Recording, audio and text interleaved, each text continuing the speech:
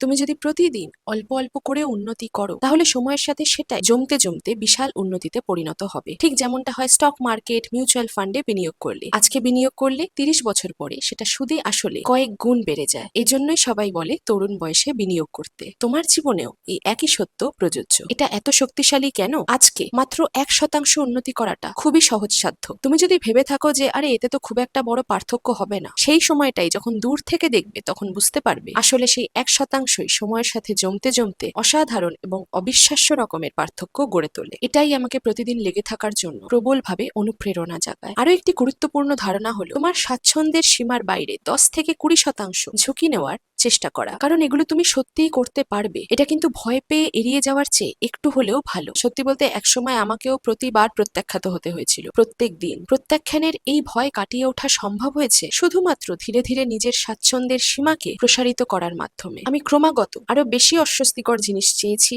এবং করেছি। উদাহরণস্বরূপ, আমি এটা পাবলিক স্পিকিং উন্নত করতে ব্যাপকভাবে ব্যবহার করেছি। এখন আমি নিজেকে জোর করে যে কোনো কিছু 90 দিন করতে বাধ্য করি। এটা আমার খুবই পছন্দের জিনিস, আর তার কারণ হলো অনেক সময় আমি ফলাফলের দিকে এতটাই মনোনিবেশ করি যে সঙ্গে সঙ্গে ভালো না হলে হাল ছেড়ে দিই। নিজেকে 90 দিন অবিচলভাবে কোনো কিছু করতে বললে আমি আসলেই এটাকে সফল বা ব্যর্থ হওয়ার পর্যাপ্ত সুযোগ দিই এবং এটার একটা অভ্যাস আমি গড়ে তুলি।